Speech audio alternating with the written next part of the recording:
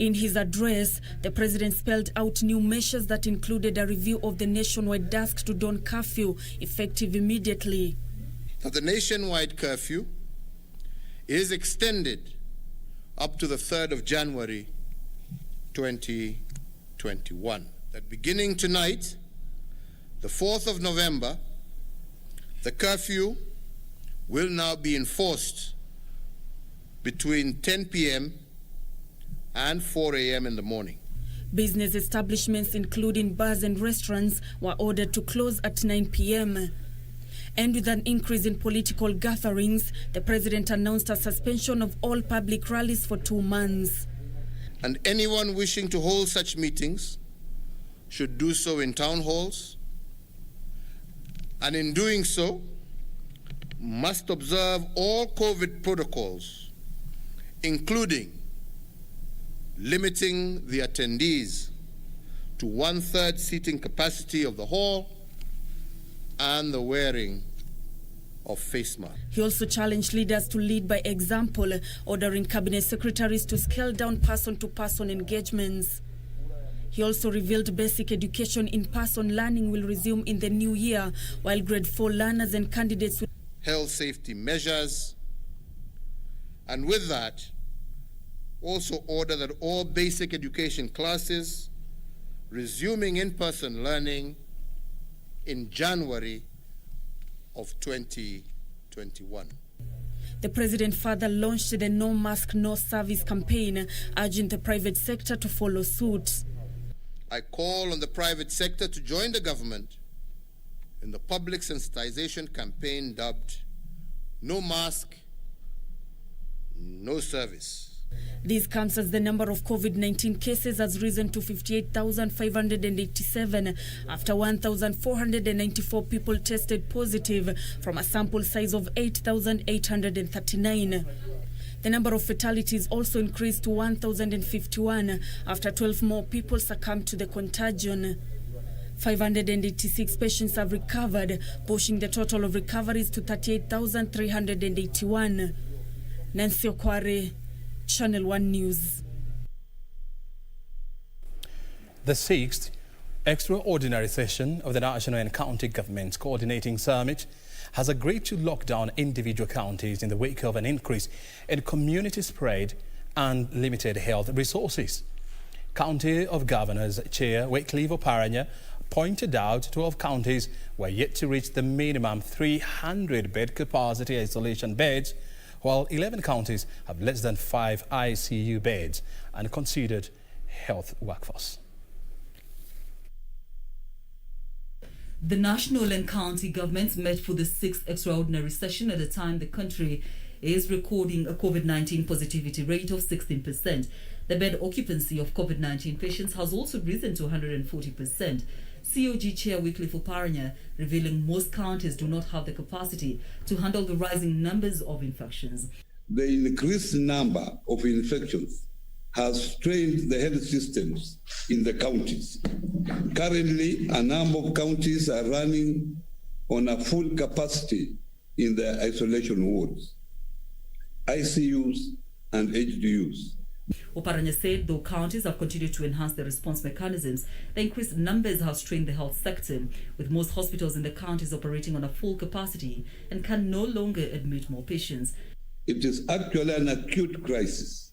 Many patients are losing the battle en route to Nairobi to seek treatment.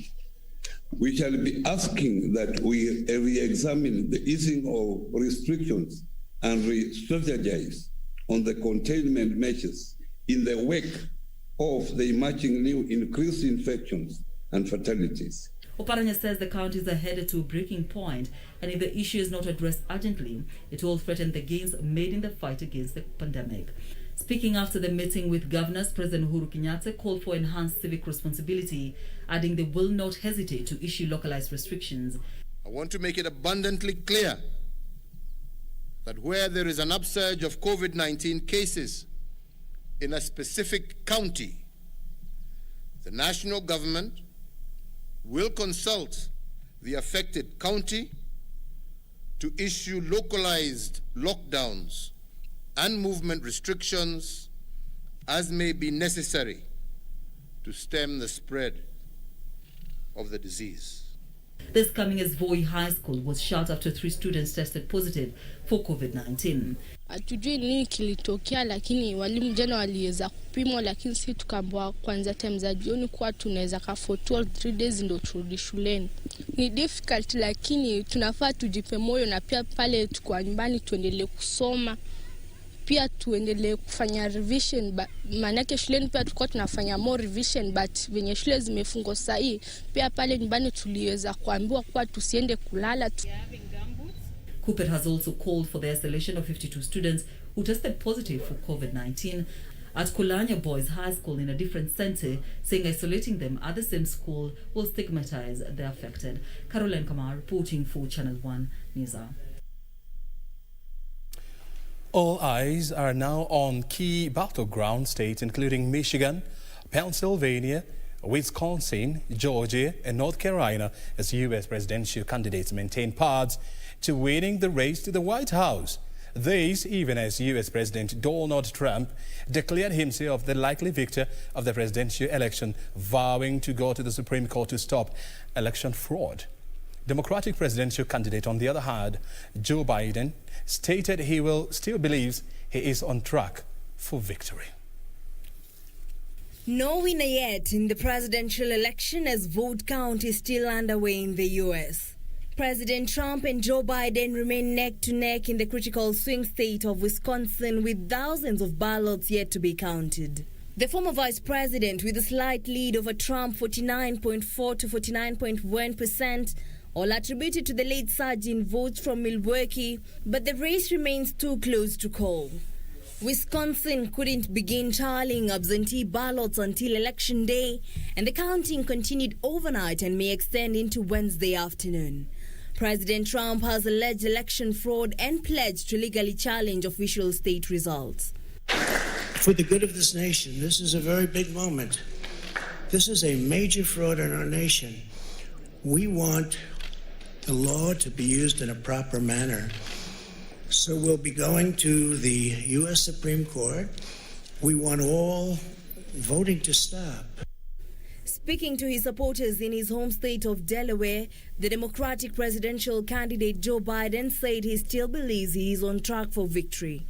We feel good about where we are. We really do. I'm here to tell you tonight, we believe we're on track to win this election. We knew because of the unprecedented early vote and the mail-in vote that it's going to take a while. We're going to have to be patient until the hard work of tallying the votes is finished. And it ain't over till every vote is counted, every ballot is counted. Neither candidate had reached the 270 Electoral College vote threshold by the time we filed the story. Reporting for Channel 1 News, I'm Jackie Wambirun.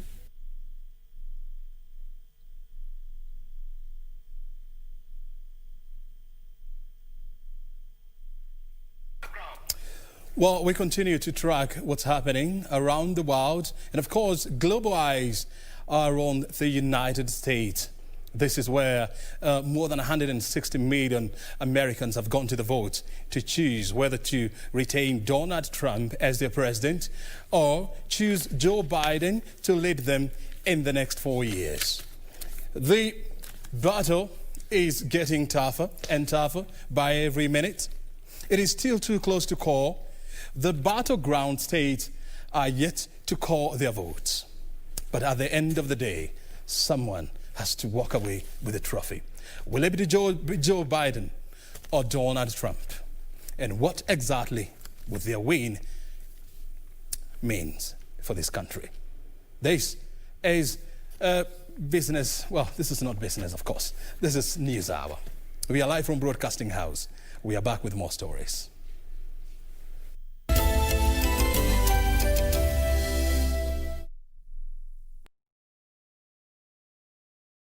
Naishi Kawangara stage 2. Nilikuwa nasomea primary school, ilikuwa inaitwa Emmanuel Glory Academy. Sikuwa naona kama naweza join high school, but my teachers waliniambia kama kwenyu hamujiwezi kujoin high school. Sasa mkiwork hard class tutawasaidia kujoin program ya Wings to Fly. I worked hard and I got scholarship. I was able to be among the chosen few. Form 2 tumeingia hivi, term ya kwanza walilipia. Sasa kukatokea na hii pandemic ya coronavirus, wakatuambia tukuje home. Mtu kama mimi sasa nilianza kushtuka, sasa nikasema nitasoma aje sasa. Wings to Fly program ikaleta hizi radio na solar zitusaidie kuniwezesha kuendelea kusoma hata kama ni usiku. Equity wao wanatupatia pesa kidogo ya mahitaji hapa nyumbani. Saa zingine nakanga tu chini naambia Mungu asante kwa kunisaidia nilijoin hii program. Najua naweza achieve dream yangu siku moja to become a lawyer.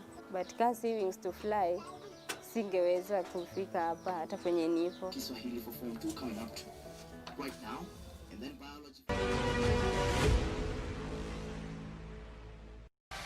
The road to the 2021 Africa Cup of Nations brings us home to another exciting qualifier where Harambee Stars host the Colasantes of Comoros on Wednesday, the 11th of November at Kasarani. Watch it live and exclusive on KBC Channel 1 at 7 p.m. as we continue to showcase Africa's best on your true sports partner. Betika proudly brings you Kenya vs Comoros AFCON qualifier live on KBC Channel 1. KBC, in collaboration with the Kenya Institute of Curriculum Development, is broadcasting enhanced out-of-class learning on radio, television and online. Catch the lessons every weekday on KBC Channel 1 from 2 to 4 p.m. on KBC English Service and 15 FM from 9:15 a.m. to 5 p.m. and Radio Taifa from 10 a.m. to 11 a.m.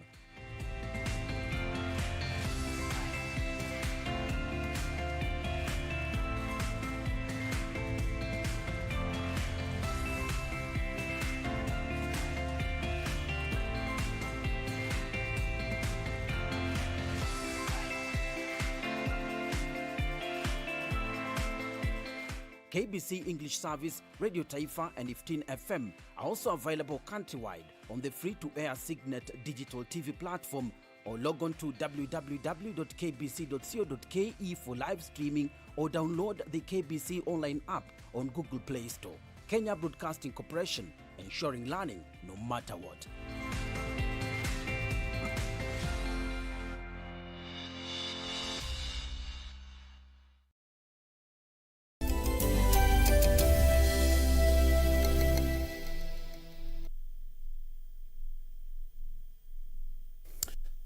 Now focus on your counties. Blood transfusion services have been paralyzed in the coastal region following a strike by laboratory technicians. The healthcare workers allege that their complaints over promotions, understaffing and redesignation have fallen on deaf ears. Meanwhile, a section of members of Nakuru County Assembly have accused Governor Lee Kinyanjui of being insensitive to the plight of public service vehicle operators in the county. These and more stories in our county news roundup. Patients seeking blood transfusion in the coastal region are facing untold suffering following the move by the laboratory technicians to down their tools. The lab technicians are demanding better working conditions, promotions and adequate staffing.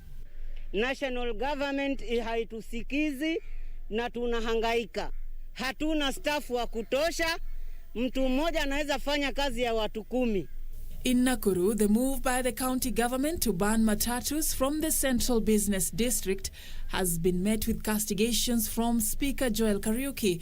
Kariuki accused Governor Lee Kinyanjui of being insensitive to the plight of those relying on public transport for their livelihoods. We have made a decision as a county assembly and we are legally mandated to do that on behalf of the people.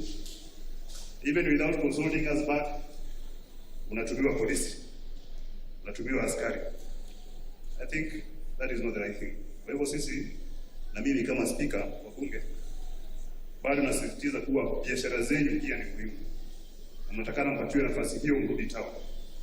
And 2 people escaped narrowly when their vehicles collided head-on at a notorious black spot at Konambaya along Kisumu-Kakamega Highway. The driver of the saloon car is reported to have lost control and his vehicle veered off the road, ramming into the lorry. Meanwhile, players in the oil industry say cessation of movement affected the petroleum business in a big way. We fear what may happen if there is another lockdown, because if we are going to repeat the same thing, and we know a few of our guys who are not strong enough, they had to consume their capital and they had to close shop. We think that the government now we should come up and try to support the independence.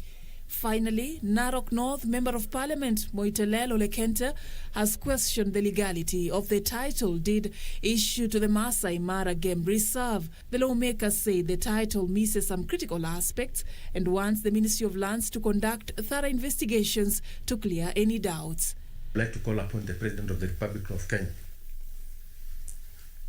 to recall this title, so-called title deed, because there's no title deed there, to summon the officers who gave this title, who purportedly gave it, and to sanction them, because this one is a height of criminal activity. For Channel 1 News, I'm Safin Acheng Oma.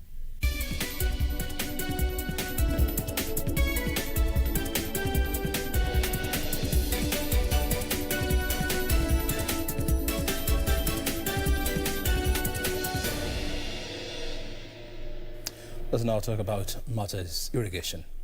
The government has embarked on the expansion of a Ahero irrigation scheme as it moves towards bridging the over 300,000 deficit of rice production in the country. Kenya currently produces 200,000 metric tons of rice annually against a demand of 500,000 tons each year. Once completed, Ahero is expected to produce more than 30,000 metric tons of rice each season. Achola Simon with the details. Months after a heavy downpour wreaked havoc in a Ahero irrigation scheme, destroying rice paddies worth hundreds of millions of shillings, the expansion works at the scheme is gaining momentum as the government seeks to bridge the gap between rice production in the country and the demand. The young generation are eating more rice than ugali now. So what is happening is the demand for rice is increasing at a very high rate. By 2030, we should have now balanced production versus consumption. As you are aware, currently production stands at an average of 120,000 to 150,000 metric tons, and the consumption currently starts at 550,000 metric tons. The country currently consumes close to 500,000 metric tons of rice against a production of just about 200,000 metric tons. Once complete, the scheme is expected to produce close to 30,000 metric tons each season, significantly increasing economic rewards for the locals. For the last 2 years, we commenced a robust expansion plan within the Lake Victoria Basin, and currently, for the last 2 years, we have more than 5,000 acres of new expansion sites within the Lake Victoria Basin and technically within Ahero and West Kano irrigation schemes. We are producing 30,000 metric tons in one season. So in 1 year, we are having, because we have 2 seasons, we are producing 60,000 metric tons. If you work that into the revenue, the earnings by the farmers, in 1 year, it is 2.8 billion. About 7,000 farmers have been recruited into the scheme that is expected to indirectly benefit more than 30,000 locals. This season has no problems. It has no rice yellow mottle virus, and the dead heart is minimal. So we hope the harvest will be good. Hii kibarua imeshanisaidia kwa sababu nikisha kuja ninapata pesa, ninalisha watoto wangu, tena ninapata hata pesa, ninalipia watoto school fees. Achola Simon, reporting for Channel 1 News from Kisumu County.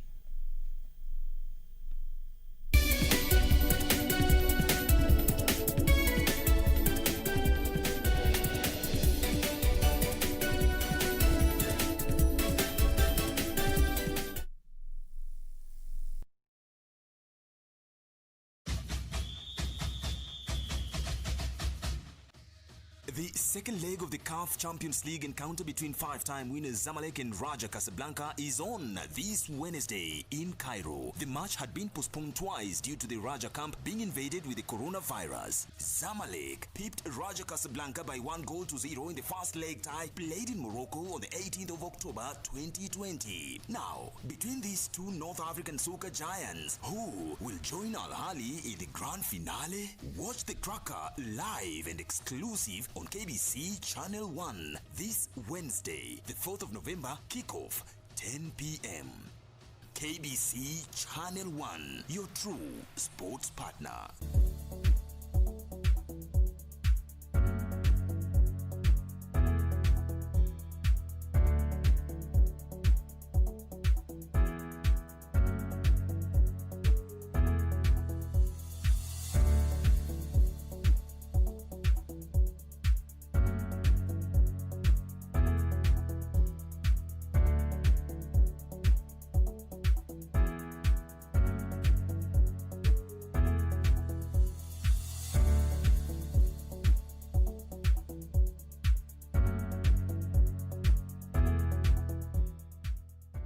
Nikaanza kusikia rumors ati kuna corona. Kwiti walipigia babangu simu kuchukua kitu fulani. Akapewa hiyo torch. Next on. I want to see you with that woman never again. Always loved you truly, but you've never wanted to see that, baby. It's for me. Ramon. Hola, na hiyo timetable. Kuwa na hope. Kumbe kuna watu wanatujali.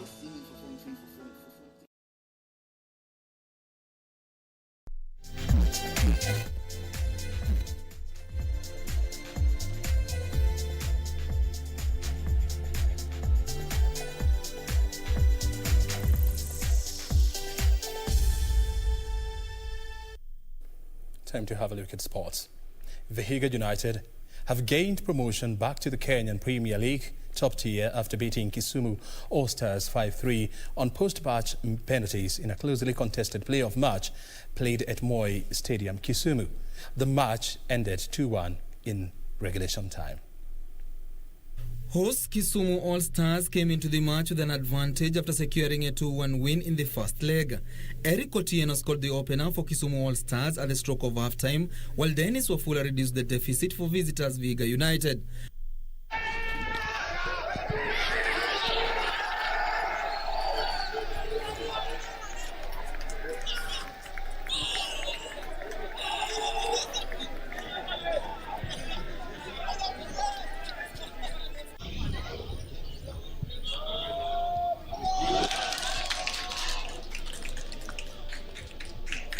Patrick Okulo leveled the tie from the spot, forcing the playoff to go to penalties. Vihiga United scored all their penalties to seal a return to the Kenyan Premier League. Vihiga United becomes the first team ever from the National Super League to gain promotion to the Kenyan Premier League through the playoffs.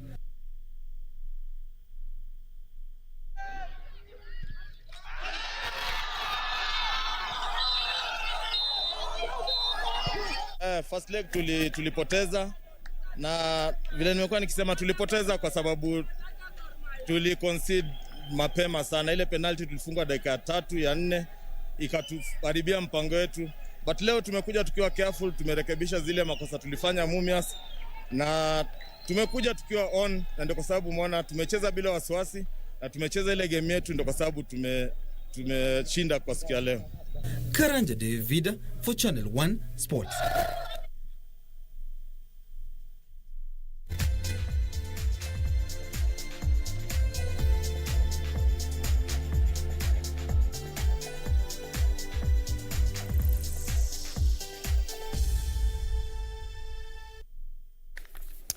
And other sports. And news just coming in from the United States. Trump campaign manager Bill Stepien has said that the Trump presidential team will demand for a vote recount in the state of Wisconsin. They're saying there were serious anomalies in the vote counting process, and so they'll be moving and requesting the electoral body to annul the vote so far and ask for a recount of the same. That is the information that we are getting coming through from the president, from Donald Trump presidential campaign manager. They plan to appeal against the Joe Biden's win in Wisconsin. Let's go to the Super War here. This is the situation on the ground. The numbers have not changed in the last 4 or so hours. As you can see, no winner has been declared yet. Millions of votes are still to be counted, including in key battlegrounds. And these battlegrounds are which ones? They are here. They are in blue. Well, this is, my producer is telling me that this is gray. To me, it looks like light blue, whatever. But this is the state of Wisconsin. This is the state that the Trump presidential team is saying that there are serious anomalies in the counting of votes. They want to appeal, and they want votes in Wisconsin to be recounted once again. We'll see how that goes. But as we stand, Joe Biden is ahead with 49.6% of all the counted votes, and counted votes stands at 95%. And so there are assumptions that even if Donald Trump was to clinch or to win all the remaining 5% of the votes in Wisconsin, he cannot get to where Joe Biden is. And that's why it is well assumed that Joe Biden has managed to take the state of Wisconsin, but that is still in contest. In the state of Michigan, as you can see, the most interesting thing is that Michigan has absolutely changed. When I was doing this analysis at about 11, 12 Kenyan time, Joe Biden was actually trailing Donald Trump. Somehow tables have turned. This is the on the ground. Joe Biden is leading with 46.7% of the total and 96% votes counted so far. Donald Trump, again, trailing him in this critical state of Michigan.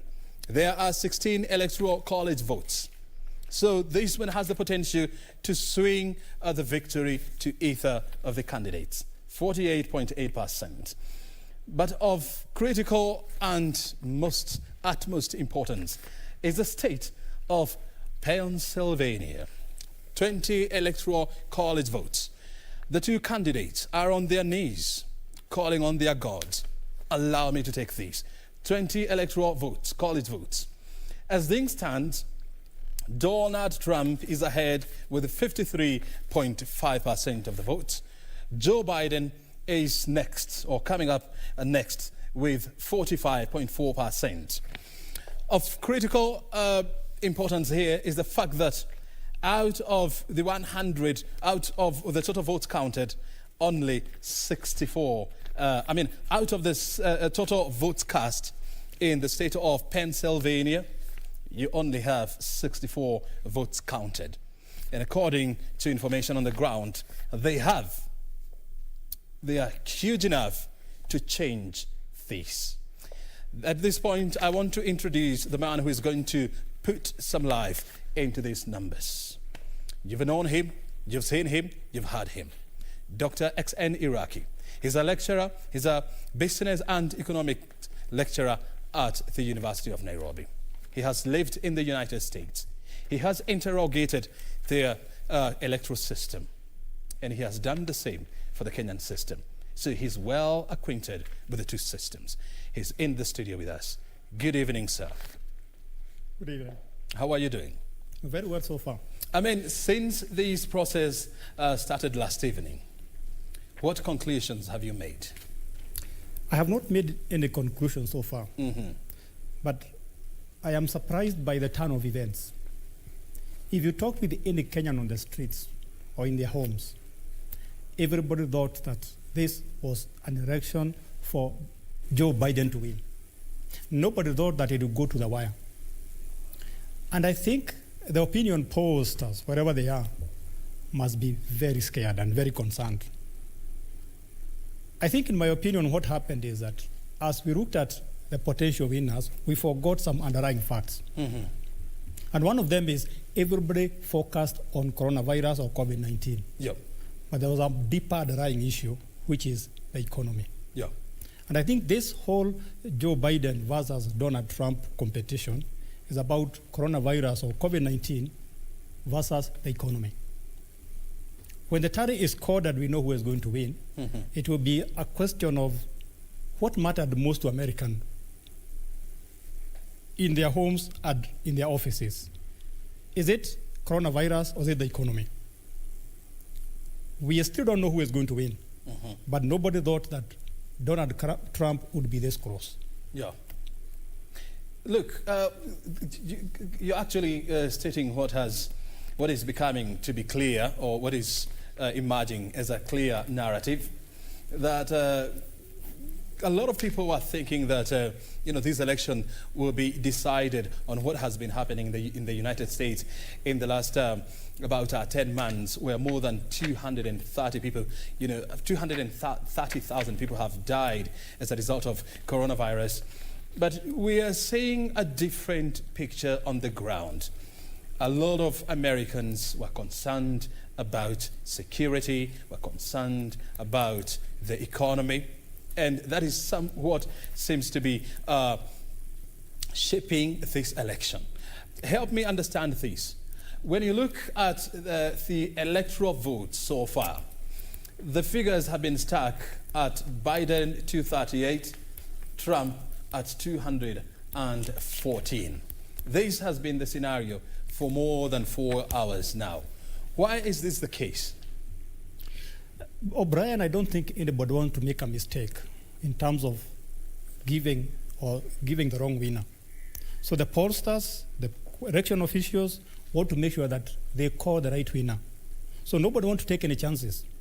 In fact, if you look at the main media services, BBC and so on, they're also not changing what they have on their screens because nobody wants to make the mistake. Mm-hmm. I think the pollsters, not the pollsters, but the people counting the votes want to be as accurate as they can. Remember what happened during Al Gore and George Bush some years ago, Mm-hmm. where the votes were decided by the Supreme Court. And I think the American readers and American voters don't want people to go that direction. So they are taking all the necessary steps to make sure that the votes are as accurate as possible. Mm-hmm. That's why it is stuck at that point. That's why you are seeing no movement. Mm-hmm. But behind the background, there's a lot of work being done. Mm-hmm. And we have seen, the President Donald Trump saying that there are efforts to steal the election. This came as a major surprise, and of course coming out from the leader of the United States. Why are you surprised?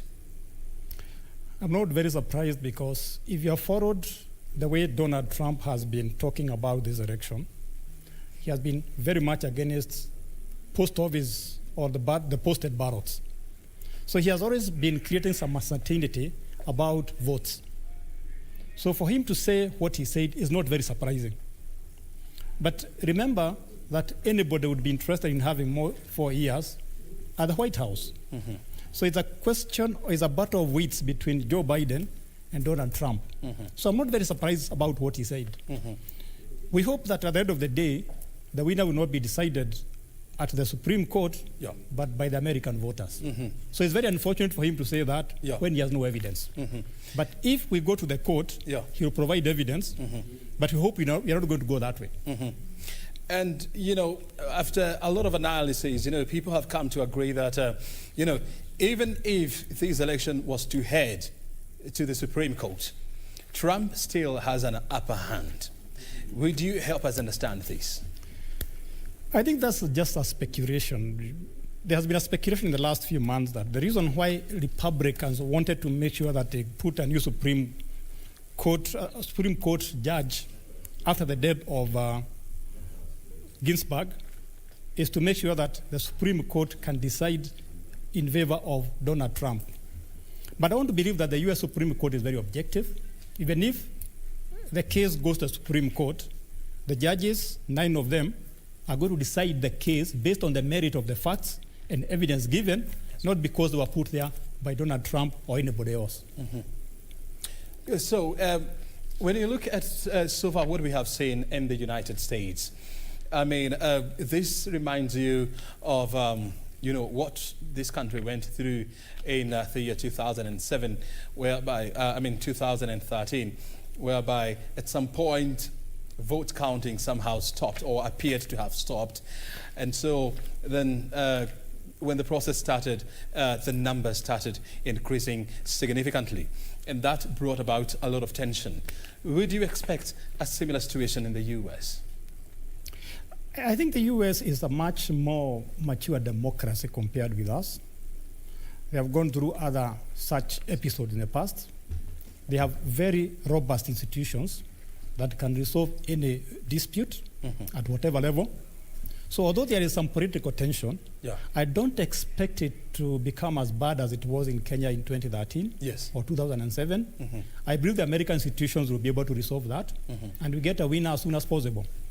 If you look at the stock markets worldwide, they are reacting to the uncertainty of not getting an American president in the time expected. And I think that is going to force the American people, the American readers, to decide on who is going to be the reader. Very good. So that the markets settle and we move on. Very well. We want now to take you to the United States, where our correspondent in the name of Simon Kirubi is in the state of Massachusetts. He has been traversing the whole state, trying to get a feel of what is happening and what are the voters saying there. Simon, can you hear me? And I must agree that the weather out there looks absolutely beautiful. First of all, explain to us, what are the people in Massachusetts saying about this election? I think the takeaway thing that we will look back in many years is that there's two things that we feel have been clarified or amplified. Is that as a democracy, peace is fragile. Something happened towards the end of last week, which was Monday, Sunday. Places like DC were boarding up, something we have never expected. And the reason why we picked up this area for you, Mr. Obrien, is we want to show you the normalcy. 24 hours later, life goes on. People are busy doing what they have to do. We'll know for sure, as much as some of us are leaning towards progressive, and we have seen the efforts that we have put. Yesterday, we were 9,000 people making direct calls to Texas to see if we can turn Texas blue. It's not so much about what party you represent. It's not about what persuasion you're in. It's about the progression that has to come with the next generation. And we were not able to make it there. Look at the places. Ask the professor. Places like the South, for a man of color to participate and be competitive in a place whereby the Democrats spend about $59 million to be able to unseat the current majority leader in Senate. Graham, he never worked out. But one thing we want to do is the takeaways from these elections. A man of color was able to be competitive in a place where he was a slave. So let's always look at the progression of not only the society, but also the society in Kenya. And let's not undermine or even underrate what the young people can do when they come together. 10 million young people registered that never participated in the last election into this election. 103 million Americans went out early to vote, and every vote will be counted.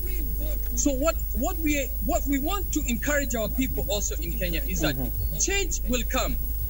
But let's also understand that there is a progression of levels that we have to achieve as a people, and we cannot rush to it. Tell me this, Simon, having experienced both the electoral process in Kenya and in the US, in Kenya, I mean, we would, if it was Kenya today, I mean, you'd be having a lot of tension, a lot of people, questioning what exactly is happening. The numbers appear not to be moving, and they would be demanding to hear from the electoral agencies. What are people saying there? Are they still waiting for results? Are they getting jittery, or the mood is becoming tense? Now, think of this. We live in Massachusetts, which is considered prominently, it's a blue state. But when it comes to the economy, which is like what the professor alluded, is that the economical side of the ballot was more important than even the virus. That is strange. We thought by today we'd have a blue wave. It never came. But still, Biden, for the fact that I know the kind of work that people put out, when you can have almost 13,000 calls made in less than 3 hours in places like Texas, reminding people to come out. So people were motivated, but it was a different way of doing it. Now, when you look at the stock market today, it's Larry. S&P is up. I was talking to Chairman Chris Kirubi today, and the first thing he asked me is that, who's won? He's asking me, how are the markets? Because at the end of the day, as a people, we must move on. Politics are for one day, and life is for a lifetime. Very well. In the interest of time, because we have to close, XN in 30 seconds, what question would you pose to Simon, who is in Massachusetts? I think, Mr. Simon, I once visited MA, as you call it, and one of the most memorable things was attending a church service in one of the Kenyan local languages. But I want to ask you, once the results are given out, America now looks very polarized. Do you think the next president will bring Americans together again? I think what has happened, it's going to be in the proportions of history that will tell us what has really happened in the undercurrent.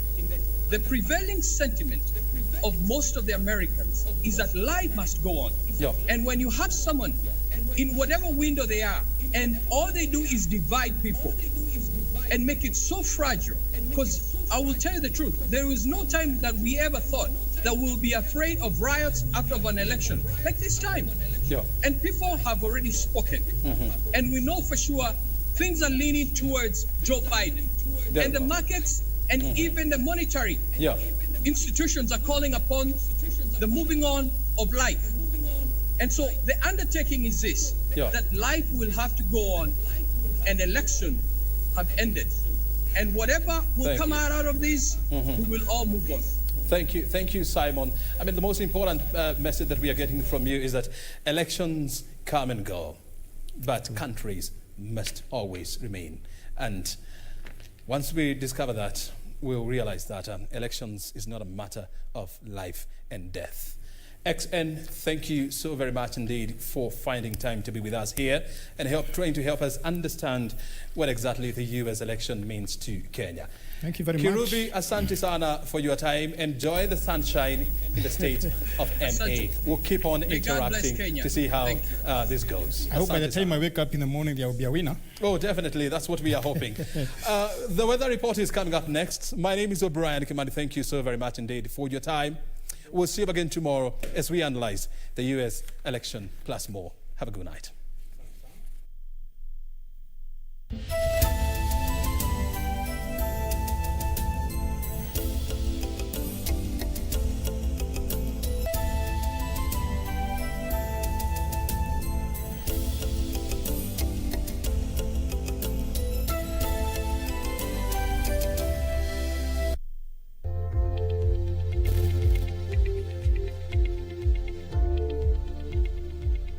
Residents of the northeastern, central and parts of the eastern region expect rainfall tonight. Hello there, a very warm welcome to you. My name is Yusuf Farah here with your Channel 1 weather updates now. Narok and Kericho are the coldest tonight, recording temperatures of 12 degrees Celsius. This is how things will be tomorrow morning. Lodwar wakes up 2 sunny intervals in the morning.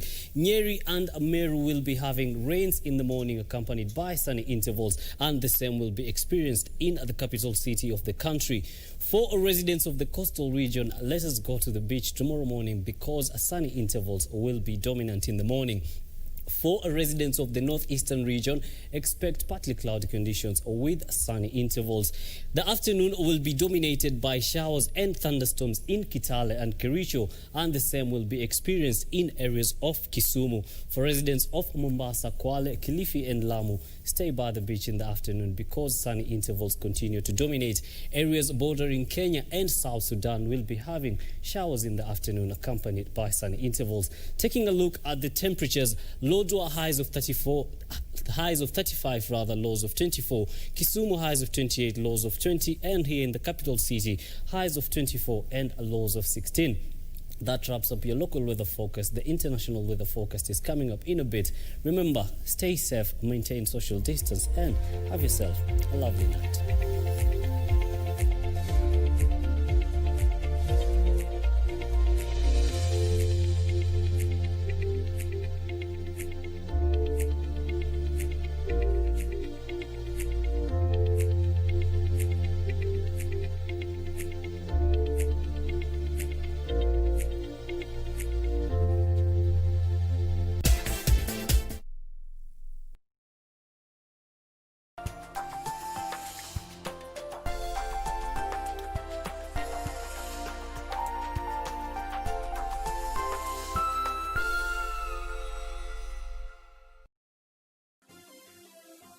Vera Beauty College.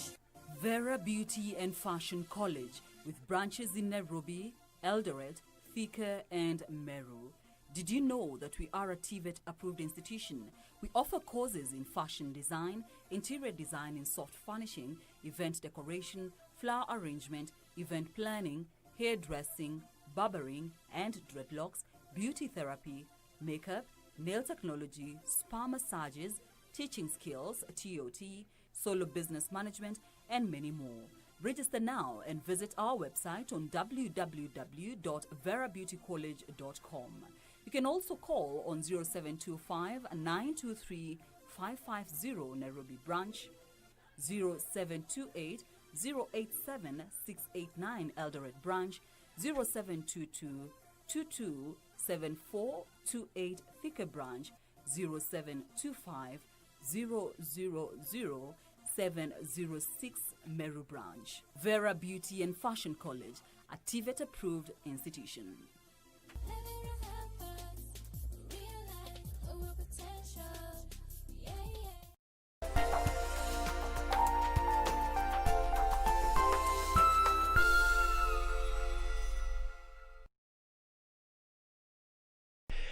It means that, well, there's a lot at stake, of course, a place in the final. It's a massive, massive opportunity for these teams to try and produce something. And it's been a long time since they've managed to get themselves into that position as well and get themselves, to get their hands on the trophy, of course, which is something that they would love to do, both of these two teams. But they come up against Ahly, who are also enduring a bit of a drought since their last time that they managed to lift the African Champions League, which was 2013. Let's have a look at the paths that these two teams have managed to take to get themselves into the final. Well, you can see that Zamalek knocking out Esperance, the defending champions, to qualify for the semi-finals, and of course coming up against Raja here, and the artists disposing of the giants of the DRC, TP Mazembe.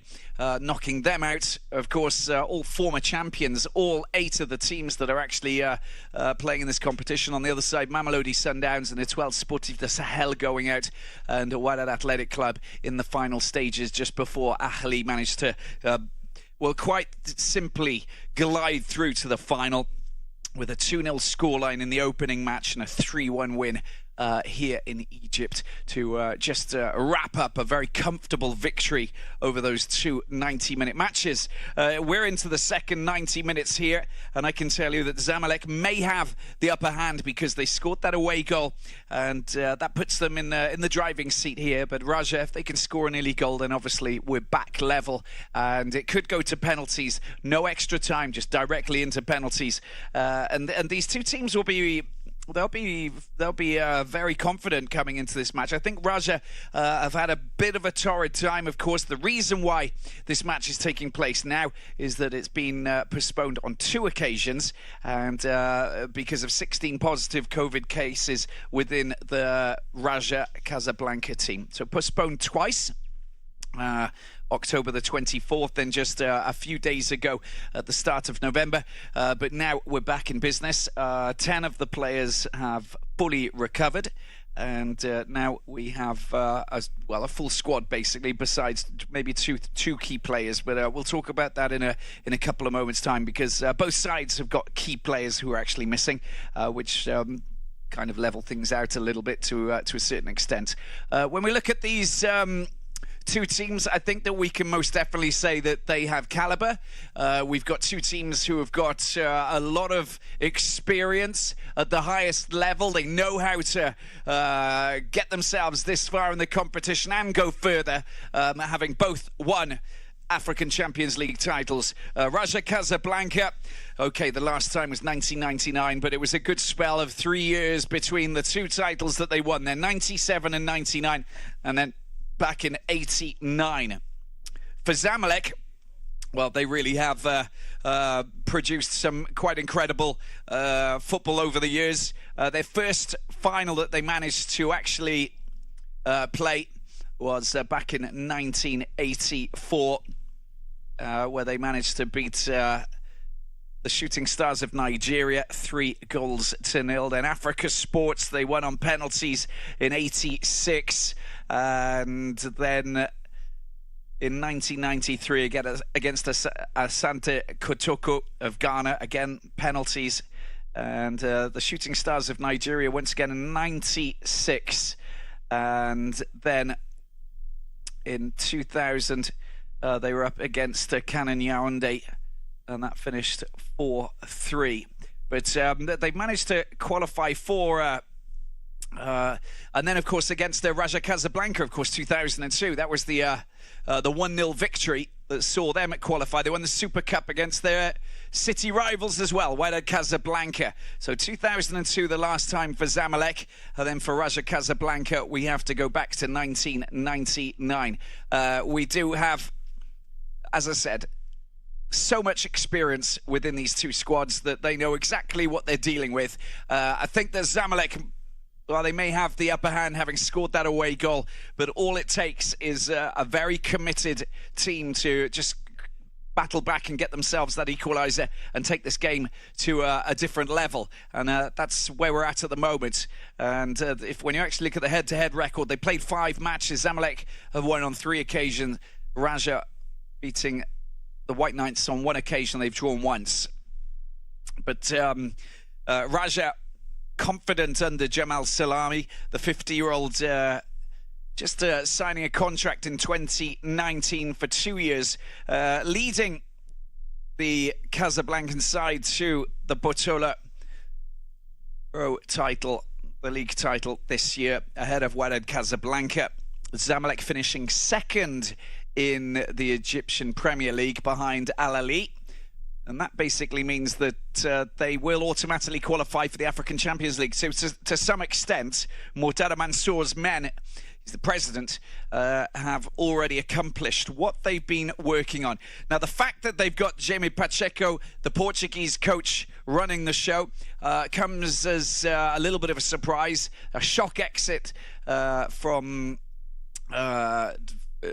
Patrice Carter on the Frenchman basically caught them off guard.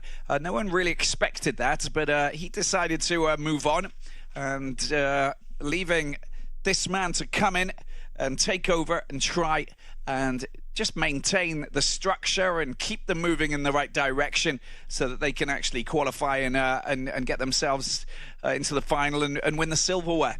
But he's doing a pretty good job so far, I must admit, and he gets key players back. But I mentioned Allah coming back into the squad. They will miss a certain Obama, and that is a big absentee really for the White Knights, because the attacking midfielder really is a linchpin for the Egyptian side, and with him not playing, it basically means that there's a little bit of a gap They get Sassi back, of course, who's a big, tall Tunisian midfielder who just slots into that position. Not kind of I mean, he's a completely different kind of player, but he's a player who will really defensively be strong. So you might lose an attacking midfielder, but you get more of a defensive midfielder who's got long legs who will stop pretty much everything around him. You can see that the flags are coming out of the tunnel. The players following just behind. We are ready for a massive battle here tonight. No fans, of course, because of the pandemic, but we still have football that continues, and that's the main thing. We've got sport right across the world that continues, and the strict measures, of course, sanitary measures to make sure that everybody remains fit and healthy. It's very difficult, it's very complicated, but you must admit that everybody's really working really hard to make sure that these competitions continues, and with CAF working really hard with the different federations to enable football to continue is just, well, something just remarkable. And hopefully that will spill into the new year, where we have the Africa Cup of Nations and, of course, the African Nations Championships, which will be taking place in Cameroon.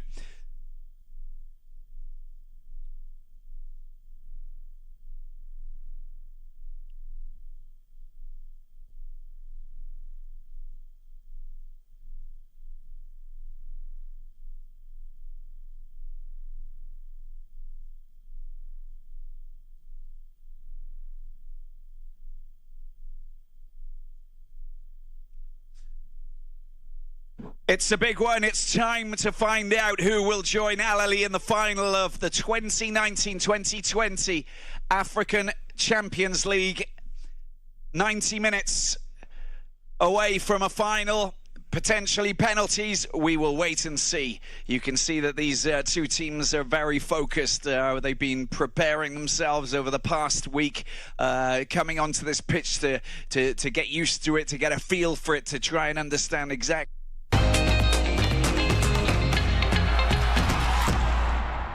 Il y avait un homme qui aimait trois choses dans la vie. Les gros gains, les paiements rapides et les taux élevés. Et le gars a fait un pari un jour.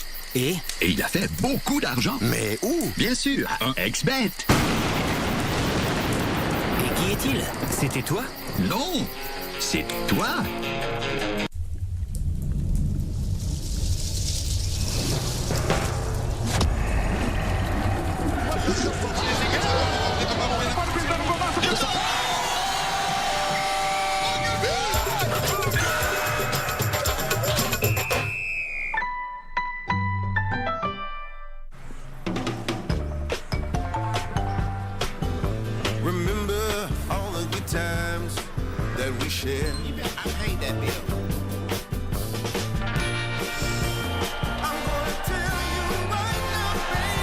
Chez Total, on en fera toujours plus pour vous.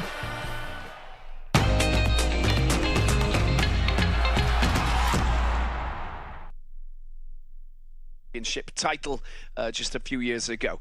We have a Senegalese trio who are running the show. Mr. Ndai, the main man in charge on the pitch, with his two compatriots running the lines.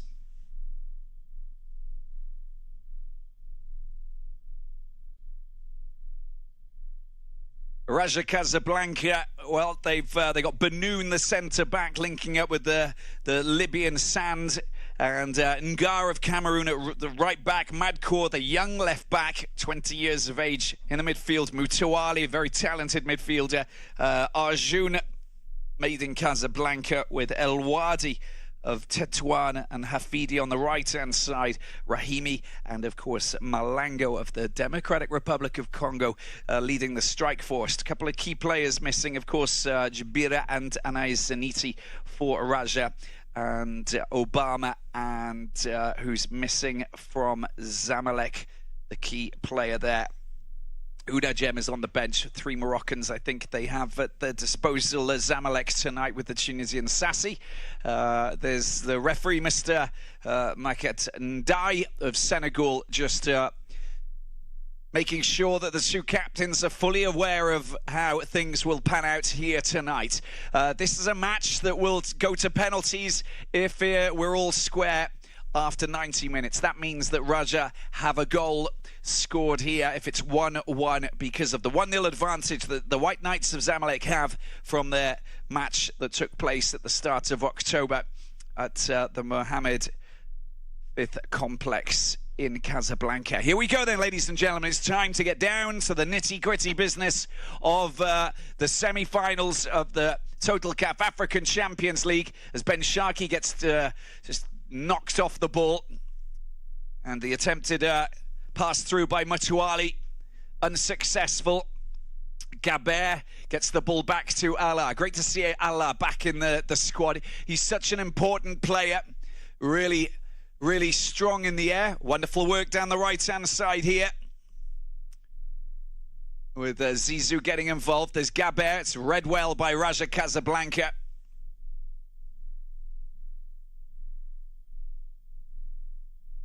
And the ball at the back with Sands, the Libyan player, and Gar getting involved. That's a cheeky little touch there from Malango.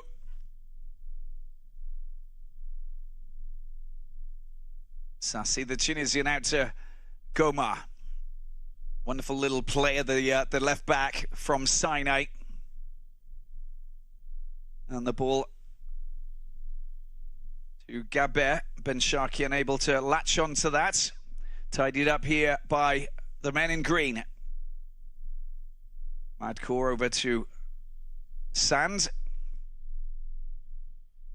Former player of Ahli, but not Al Ahly, the team from this city where they're playing. The team from Tripoli, most successful team in Libya. Very experienced defender. A wild kick down into the corner there for Zizou. Zizou trying to get past Ngar. He commits the foul and it's going to be a free kick for Raja Casablanca.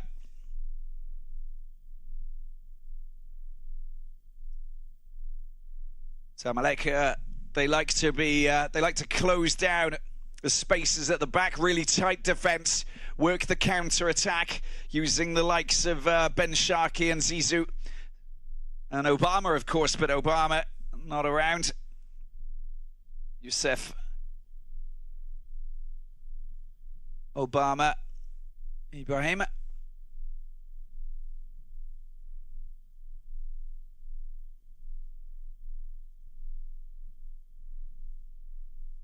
Tariq Hamid, wonderful player. Doesn't stop running, 32 years of age. Tariq Hamid, 38 caps, playing for Egypt. Azala, 6'4", so he's always going to get up really high. Afidi just handballing, just coming off his arm there.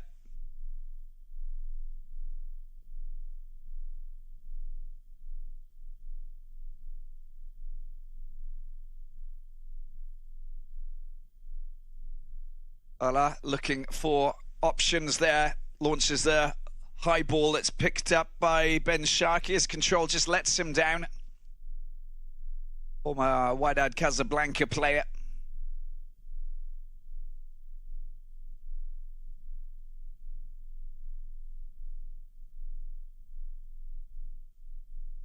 In fact, after the African Nations Championship, he just got picked up. He was being serenaded by numerous clubs. And finally, he decided to head to Al Hilal in Saudi Arabia. Lucrative contract. I think he was the first Moroccan to